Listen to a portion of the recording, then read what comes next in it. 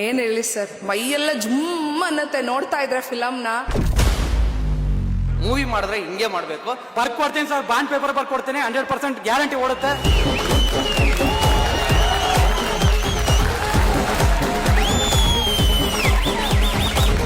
Raj B ಶೆಟ್ರು ಯಾವತ್ತು ಆಡಿಯನ್ಸ್ಗೆ ಮೋಸ ಮಾಡಲ್ಲ. ತುಂಬಾ ಚೆನ್ನಾಗಿ ಸಸ್ಪೆನ್ಸ್ ಬಿಲ್ಡ್ ಮಾಡಿದ್ದಾರೆ. ಸೀಟ್ ಎಡ್ಜ್ ಅಲ್ಲಿ ಕುತ್ಕೊಂಡು ನೋಡ್ತಿದೀವಿ. ಇಂಟರ್ವಲ್ ಅಲ್ಲೂ ಕುತ್ಕೊಂಡ್ಬಿಟ್ಟಿದ್ದೀನಿ, ಆಚೆ ಹೋಗಕ್ಕೂ ಮೂಡಿಲ್ಲ ನನಗೆ. ಬಾಯ್ ಬಿಟ್ಕೊಂಡು ನೋಡ್ತಾ ಇದೀನಿ ನಾನು. ಫಸ್ಟ್ ಹಾಫ್ ತುಂಬಾನೇ ಇಂಟ್ರೆಸ್ಟಿಂಗ್ ಆಗಿತ್ತು, ಬಟ್ ಸೆಕೆಂಡ್ ಹಾಫ್ ವಾವ್. ತುಂಬಾ ದಿವಸ ಅಂತ ಈ ಬ್ರೇನಿಗೆ ಕೆಲಸ ಕೊಡ್ತು. Twist May twist. ನಾವ್ ಇವ್ರು ಅವರು ಅನ್ಕೊಂಡ್ರೆ ಅವ್ರಾಗಿರಲ್ಲ, ಇನ್ಯಾರೋ ಆಗಿರ್ತಾರೆ. ಸಸ್ಪೆನ್ಸ್ ಅಂತೂ ನಿಜ.